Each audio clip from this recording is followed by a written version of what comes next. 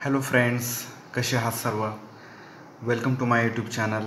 आपण JMFCसाठी डिस्कशन करत आहोत आणि CRPC 1973 हा आपला टॉपिक सुरू आहे, ॲक्ट सुरू आहे.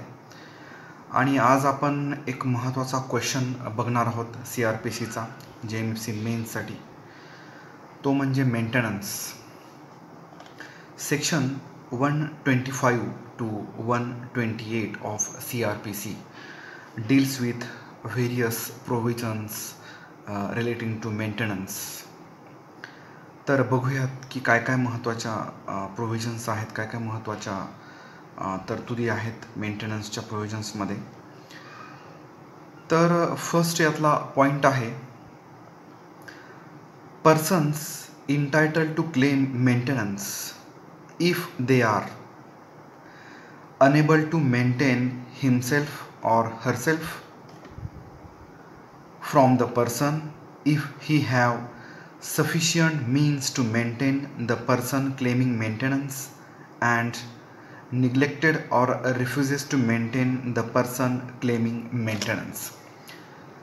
फर्स्ट पॉईंटमध्ये आहे की एक्झॅक्टली कोण इंटायटल असेल की जो स्वतःचा उदरनिर्वाह करू शकत नाही, जो स्वतःला मेंटेन करण्यासाठी अनेबल आहे.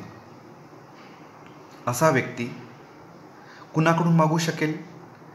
की ज्या व्यक्तीकडं सफिशियंट मीन्स आहेत आणि जो निग्लेक्ट करतोय किंवा रिफ्यूज करतोय मेंटेन करण्यासाठी, अशा व्यक्तीकडून मेंटेनन्स मागितला जाऊ शकतो. म्हणजे पहिली कंडिशन आहे की ज्याला मेंटेनन्स मागायचा आहे, ही must be or she must be unable to maintain himself or herself. आणि कुणाकडून मागता येईल? अशा व्यक्तीकडून की ज्याच्याकडे सफिशियंट मीन्स आहे, पुरेशी साधनं आहेत, नोकरी आहे, पगार आहे, बिझनेसही त्याचा व्यवस्थित चालतोय, आणि हे एवढं सगळं चालूनसुद्धा तो निग्लेक्ट करतोय किंवा रिफ्यूज करतोय मेंटेन करण्यासाठी. तर अशा केसेसमध्ये मेंटेनन्स मागता येईल. तर आता सेकंड पॉईंट बघूयात की पर्सन इंटायटल टू क्लेम मेंटेनन्स कोण मागू शकतं. फर्स्ट आहे लिगली वेडेड वाईफ. सेकंड आहे मायनॉर चाइल्ड. लेजिटिमेट और illegitimate, married or not. Abnormal child, legitimate or illegitimate, who attained the majority. आणि चौथा आहे फादर और मदर. ह्याच्यामध्ये चार दिलेले आहेत, चार पीपल्स आहेत, या चार प्रकारचे लोक आहेत की जे मेंटेनन्स मागू शकतात. त्यामध्ये फर्स्ट आहे लिगली वेडेड वाईफ. आता लिगली वेडेड वाईफ सगळे हिंदू मॅरेज ॲक्टचे सगळे प्रोव्हिजन्सच्या नुसार तिचं जर लग्न झालेलं असेल तर ती लिगली वेडेड वाईफ होते. आणि अशा वाईफला मेंटेनन्स मागता येतो. त्यानंतर मायनर चाइल्ड, लेजिटिमेट और इलेजिटिमेट, मॅरिड और not. abnormal child, legitimate or illegitimate, who attained the majority. म्हणजे लेजिटिमेट असो किंवा इलेजिटिमेट जरी असलं तरी अशा केसेसमध्ये मायनॉर जर असेल तर मेंटेनन्स द्यावाच लागेल, मॅरिड असेल किंवा नसेल. आणि ॲबनॉर्मल चाइल्डच्या बाबतीमध्ये लेजिटिमेट और इलेजिटिमेट जरी असलं तरी चालेल. आणि ॲबनॉर्मल आहे, मेजॉरिटी आहे, त्यांनी तो मेजर झालेला आहे परंतु तो ॲबनॉर्मल आहे, अशा केसेसमध्ये देखील ॲबनॉर्मल चाइल्डला मेंटेनन्स मागता येईल. आणि चौथा आहे फादर और मदर. अशा चार प्रकारच्या लोकांना मेंटेनन्स मागता येईल. थर्ड पॉईंट आहे ऑर्डर ऑफ मेंटेनन्स. JMFC समोर हे चालतं मेंटेनन्सच्या cases. JMFC may on proof of such neglect or refusal order such person to make a monthly allowance at such monthly rate as JMFC may thinks fit. त्यानंतर चौथा point आहे interim maintenance. Interim maintenance देखील मागता येतो. हा केव्हा मागता येतो याच्याशी रिलेटेड काय काय प्रोव्हिजन्स आहेत बघूया.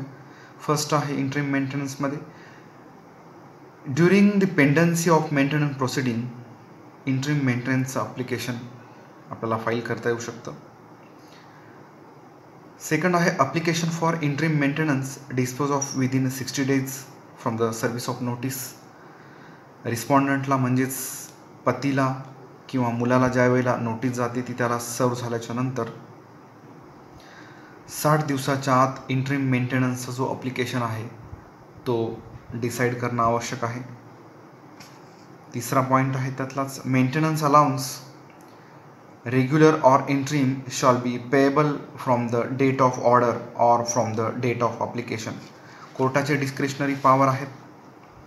मेंटेनन्स अलाउन्स जो आहे तो डेट ऑफ ऑर्डर किंवा डेट ऑफ अप्लिकेशन पासून कोर्ट ते देऊ शकतं.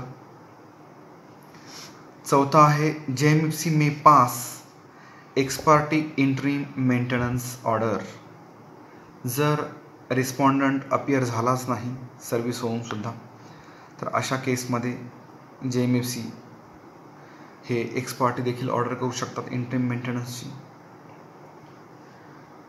आणि अजून एक महत्त्वाचा पॉईंट आहे इंटरिम मेंटेनन्समध्ये interim maintenance shall not be less than 30% of monthly income of respondent. 30% monthly income जे असेल रिस्पॉन्डंटचं त्यापेक्षा तो इंटरिम मेंटेनन्स कमी नसावा. आता हे आपण पाहिल्या इंटरिम मेंटेनन्सच्या तरतुदी. आता बघूयात की लमसम मेंटेनन्स अलाउन्स. फर्स्ट आहे applicant may apply maintenance allowance in lump sum in lieu of payment of monthly maintenance allowance. एखाद्याला वाटलं की ठीक आहे नको आता हे दर महिन्याला नको आहे हे आपल्याला अशा पद्धतीचा मेंटेनन्स, तर अशा केसमध्ये अप्लिकंट ही लमसम अमाऊंट देखील मागू शकते मेंटेनन्स म्हणून. Magistrate me consider the factors. आता मॅजिस्ट्रेट काय करेल लमसम अमाऊंट ग्रँट करताना काय काय फॅक्टर्स कन्सिडर करेल, काय काय परिस्थिती ला तो गृहीत धरेल ते म्हणजे age, physical condition, economic condition, liabilities, commitments of the both the parties and pass and order to pay lump sum maintenance allowance covering a specified period not exceeding 5 years at a time or period mutually agreed by the parties. Court वेगवेगळ्या गोष्टी लक्षात घेईल. अशा प्रकारची जी amount decide करत असताना age, काही commitments आहेत का दोन्ही पार्टीजच्या, काही जबाबदाऱ्या आहेत का त्यांच्यावर, काही कर्ज आहेत का त्यांच्यावर, आणि ऑर्डर पास करेल. आणि किती दिवसासाठी, तर किती दिवसासाठी त्याला काही फिक्स पिरियड नाही आहे. Not exceeding 5 years at a time or period mutually agreed by the parties. आता त्याच्यानंतरचा पॉईंट आहे failure to comply with order under section 125(1) or 125(2)(a). मेंटेनन्सची ऑर्डर आहे किंवा इंटरिम मेंटेनन्सची ऑर्डर आहे, तर ती ऑर्डर जर फॉलो केली नाही रिस्पॉन्डंटनी तर काय त्याच्या विरुद्ध होऊ शकतं.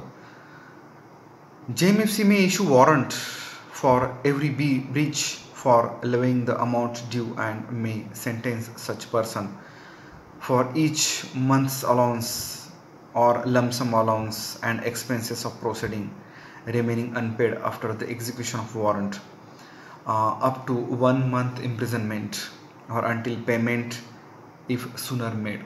1 महिन्यापर्यंतची शिक्षा मॅजिस्ट्रेट देऊ शकतात.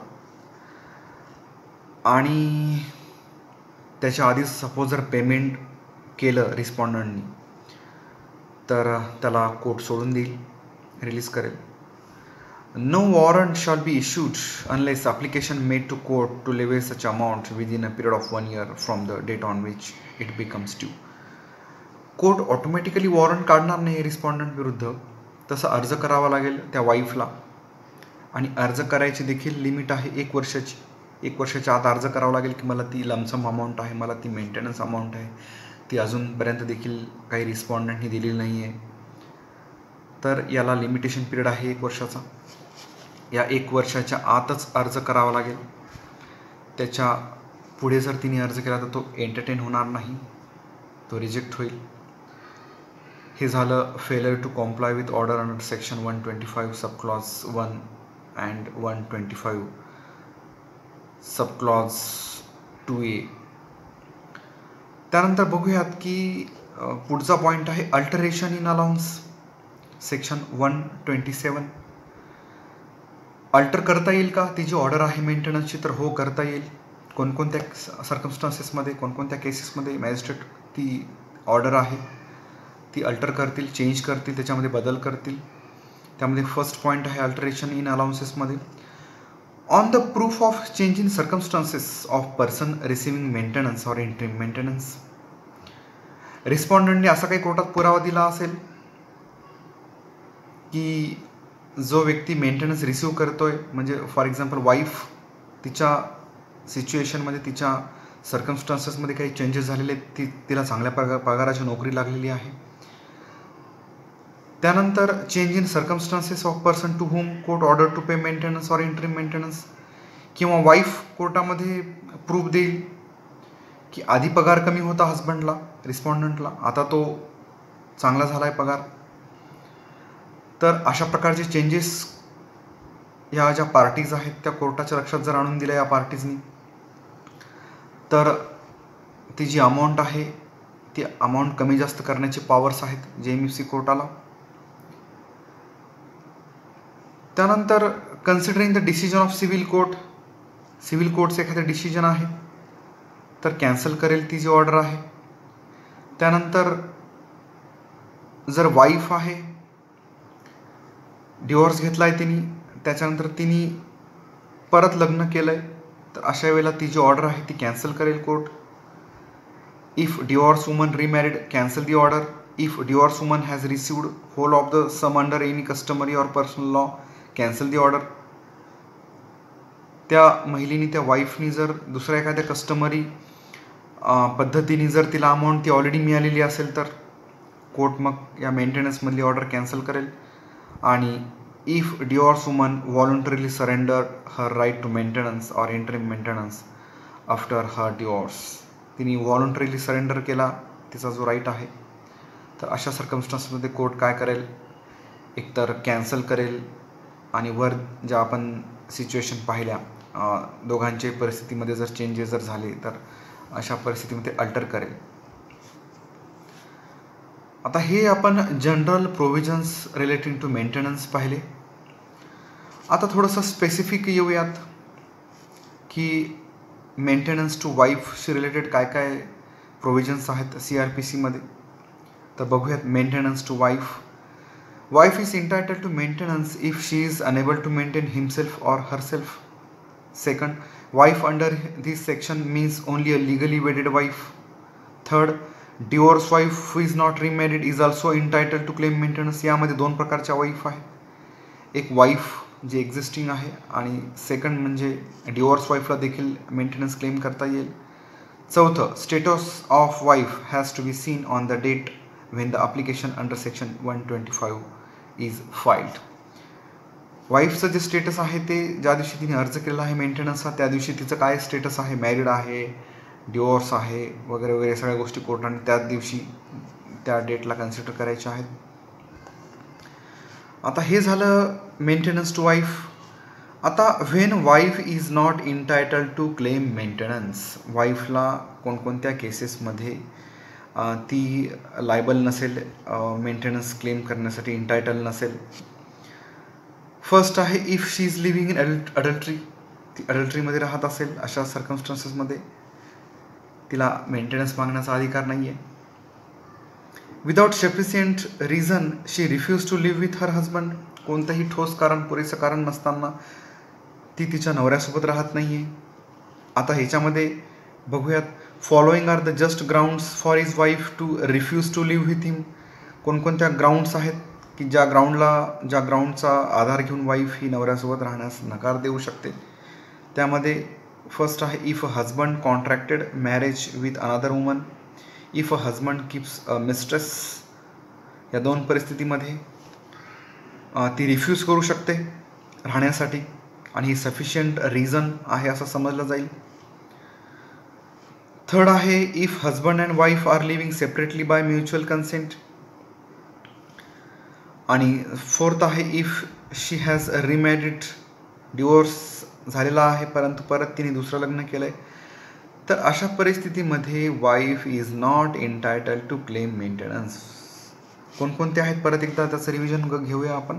If she is living in adultery, if without sufficient reason she refuses to live with her husband. आता following are the just grounds. कोणकोणते जस्ट आहेत ग्राउंड्स ह्याच्यासाठी, रिफ्यूज करण्यासाठी? If a husband contracted marriage with another woman, if a husband keeps a mistress. त्यानंतर तिसरा point आहे, ती केव्हा इंटायटल नसेल तो त्याचा, if husband and wife are living separately by mutual consent. आणि चौथा पॉईंट आहे, if she has remarried. On the proof of above grounds the magistrate shall cancel the order of maintenance or interim maintenance made in favour of wife. अशा केसेसमध्ये जर कोर्टाच्या निदर्शनास या सगळ्या गोष्टी जर आणून दिल्या तर कोर्ट ती जी ऑर्डर आहे ती कॅन्सल करेल. Wife will not be entitled to claim maintenance. त्यानंतर मेंटेनन्स बद्दलच्या प्रोसिजर बघूयात आपण. 126 of CRPC procedure relating to maintenance. Maintenance proceeding under section 125 may be taken against any person in any district. आता कुठे maintenance proceeding file करता येईल ते बघूयात आपण. Maintenance proceeding under section 125 may be taken against any person in any district where he is or where he or his wife resides or where he last resides with his wife or with the mother of illegitimate child. आणि पॅरेंट्सच्या बाबतीमध्ये where their sons resides. म्हणजे कुठे file करता येईल की respondent जिथे राहतोय, नवरा जिथे राहतोय तिथे, किंवा नवरा किंवा बायको एकत्र ज्या ठिकाणी राहिले तिथे, किंवा वडिलांच्या बाबतीमध्ये आई वडिलांच्या बाबतीमध्ये त्यांचा मुलगा ज्या ठिकाणी राहतोय तिथे, किंवा इलिजिटिमेट चाइल्ड आहे तर अशा परिस्थितीमध्ये तो त्याच्या वडिलांविरुद्ध कुठे फाईल करू शकेल मेंटेनन्स? तर त्याचे वडील आणि त्याची जी आई आहे ते शेवटी ज्या ठिकाणी एकत्र राहिले होते त्या ठिकाणी तो फाईल करू शकेल. त्यानंतर अजून एक महत्त्वाची तरतूद आहे procedure relating to maintenance. All the evidence shall be taken in the presence of respondent or his advocate. सगळा जो पुरावा आहे तो रिस्पॉन्डंट किंवा त्याच्या वकिलांच्या प्रेझेंटीमध्येच घ्यायचा आहे. त्यानंतर थर्ड आहे, if person is avoiding service or not attending the court wilfully, JMFC may proceed x party. Respondent आहे तो जर सर्व्हिस अवॉइड करतोय किंवा कोर्टात मुद्दाम येत नाही आहे, अशा वेळेला कोर्ट एक्स पार्टी ऑर्डर करेल. X party order may set aside for good cause. Application made within 3 months. 3 महिन्यामध्ये ते अप्लिकेशन करावं लागेल तसं रिस्पॉन्डंटला, नवऱ्याला, ex party order set aside करण्यासाठी. त्यानंतर पाचवा आहे प्रोसिजरमधला पॉईंट पाचवा, under section 125 shall have power to make order as to cost. JMFCला कॉस्ट इम्पोज करण्याचे पॉवर्स देखील या ठिकाणी असणार आहेत. तर या ठिकाणी आपण महत्त्वाच्या प्रोसिजरल ॲस्पेक्ट्स पाहिले 126 ऑफ CRPC. आता बघूयात मेंटेनन्स टू मायनर चाइल्ड. यामध्ये फर्स्ट आहे मायनर चाइल्ड इज वेदर ही और शी मॅरिड और नॉट और लेजिटिमेट और इलेजिटिमेट इंटायटल टू मेंटेनन्स. विवाहित असो किंवा अविवाहित असो, फक्त मायनॉरिटी असलं तरी सफिशियंट आहे. लेजिटिमेट असो किंवा इलेजिटिमेट असो, अशा दोन्ही सिच्युएशनमध्ये मायनॉर चाइल्डला मेंटेनन्स मागता येईल. सेकंड आहे त्यामध्येच minor means as per the Indian majority act not attend his majority. Child may be male or female. Special provision for maintenance of minor married girl. Section 125 subclause 1 subclause A.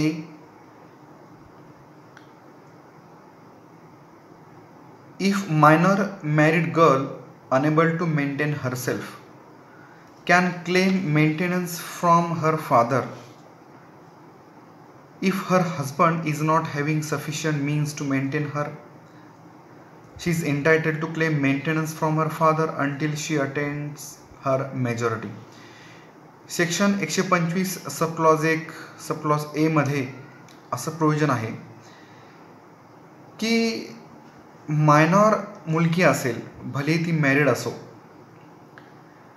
आणि तिचा जो नवरा आहे त्या नवऱ्याकडे पुरेशी साधनं नाही आहेत, पुरेसे सफिशियंट मीन्स नाही आहे तिला मेंटेन करण्यासाठी, तर अशा वेळेला काय होईल की ती जी मॅरिड मायनॉर मुलगी आहे ती तिच्या वडिलांकडून मेंटेनन्स मागू शकेल. हेच आहे प्रोव्हिजन. त्यानंतर बघूयात अजून एक काइंड आहे मेंटेनन्सचा, maintenance to abnormal or disable major child. If any major child is by reason of any physical or mental abnormality or injury.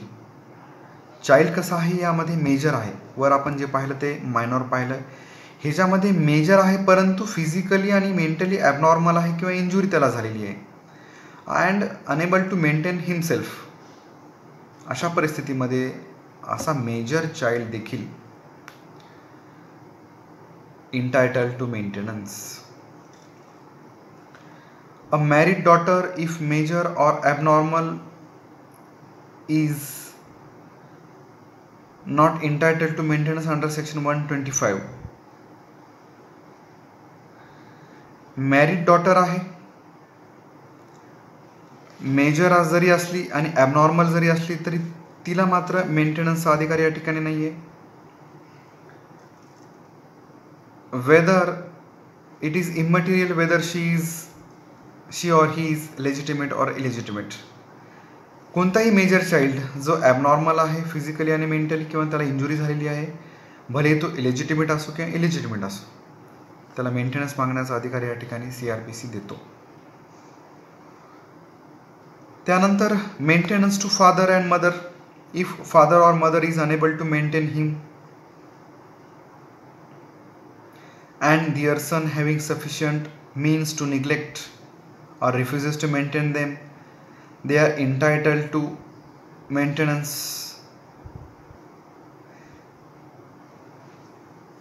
आई किंवा वडिलांकडे स्वतःला मेंटेन करण्यासाठी तेवढं त्यांच्याकडे सोर्स नसेल तर अशा वेळेला जर मुलाकडे तसा प्रकारचा सोर्स असेल तर ते मुलाकडून देखील मेंटेनन्स मागू शकतात. आता ॲडॉप्टिव्ह फादर आणि मदर पण या ठिकाणी इंटायटल आहेत मेंटेनन्स मागण्यासाठी.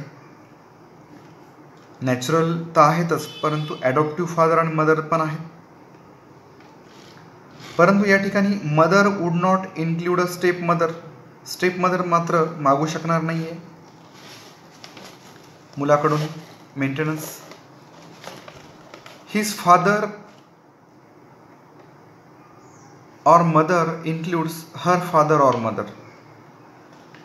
या ठिकाणी मेंटेनन्सचे जे प्रोव्हिजन्स आहेत ते मुला इतकेच मुलीला देखील बंधनकारक आहेत, मुलगी देखील तितकीच लायबल आहे मेंटेनन्स देण्यासाठी जर मुलगा नसेल तर. त्यानंतर if there are more than one son maintenance can be claimed from any one of them, कोणत्याही एकाकडून मेंटेनन्स मागता येईल. A childless stepmother may claim maintenance from her stepson provided she is a widow or husband if living is also incapable of maintaining her. सावत्र आई देखील मागू शकते जर तिचा स्वतःचा मुलगा जर झाला नसेल तर. फक्त यामध्ये कंडिशन एक आहे की ती एकतर विडो असली पाहिजे आणि किंवा नवरा जरी असेल जिवंत तर तो नवरा इनकॅपेबल असावा. मग अशा केसमध्ये ती जी स्टेप मदर आहे, सावत्र आई आहे, ती आपल्या स्टेपसनकडून मेंटेनन्स मागू शकेल. त्यानंतर अजून एक पॉईंट आहे, father or mother may file an application in any district where their son or daughter resides. कोणत्याही जिल्ह्यामध्ये त्यांचा मुलगा किंवा मुलगी जिथे राहते त्या ठिकाणी ते मेंटेनन्स ॲप्लिकेशन फाईल करू शकतात. तर अशा पद्धतीने आपण मेंटेनन्सच्या वेगवेगळ्या तरतुदी बघितल्या. Maintenance to wife, maintenance to minor child, major abnormal child, maintenance to father and mother, त्याच्याशी रिलेटेड प्रोसिजर आपण बघितल्या. आता बघूयात maintenance law and Muslim woman. Muslim वुमेनच्या बाबतीमध्ये मेंटेनन्स हा जो आहे सेक्शन 125 ऑफ CRPC तो कितपत लागू आहे का नाही ते बघूयात आता आपण. तर यामध्ये आपण केसेस काही डिस्कस करूयात. Supreme court in Nanakchand versus चांद किशोर अग्रवाल 1970ची केस आहे. त्याच्यामध्ये कोर्टाने असं निर्णय दिला, Supreme Court held that under section 125 are applicable to all persons belonging to any religion and have no relationship with personal law of parties. या केसमध्ये सुप्रीम कोर्टाने असं सांगितलं की मेंटेनन्सच्या ज्या तरतुदी आहेत CRPC मधल्या 125च्या, तर या इक्वली सगळ्याच रिलिजनला लागू आहेत. त्यांचे पर्सनल लॉ काही का सांगत असे ना, ते इक्वली सगळ्यांनाच लागू असतील, कोणत्याही धर्माच्या लोकांना. त्यानंतर सेकंड केस आहे मोहम्मद अहमद खान वर्सेस शाहबानो बेगम, 1988ची केस आहे. कोर्टाने असा निर्णय दिला 125 is applicable to Muslim women also. त्यानंतर सरकारला खूप विरोध झाला त्या ठिकाणी. Government had bitter opposition from Muslim fundamentalist against this ruling and they alleged it is direct interference with personal law of Muslims. As a result parliament enacted the law called the Muslim women's protection of rights on divorce act 1986, which negates the effect of the Shah Bano's decision and made a provision to allow Muslim women to use the remedy provided under section 125 only if husband consented to it. नवऱ्याने जर consent दिली तर अशा सर्कमस्टान्सेसमध्येच त्याचं benefit हे वाईफला घेता येईल असं Muslim women protection of rights on divorce act 1986 मध्ये तरतूद करण्यात आली. त्यानंतर thus in the absence of husband's consent the divorce Muslim wife could not claim maintenance. या कायद्याचा असा परिणाम झाला की हजबंडची कन्सेंट या ठिकाणी महत्त्वाची ठरली. त्याच्याशिवाय मुस्लिम वाईफ ही मेंटेनन्स क्लेम करू शकत नव्हती. आता या कायद्याची कॉन्स्टिट्यूशनल व्हॅलिडिटी चॅलेंज करण्यात आली.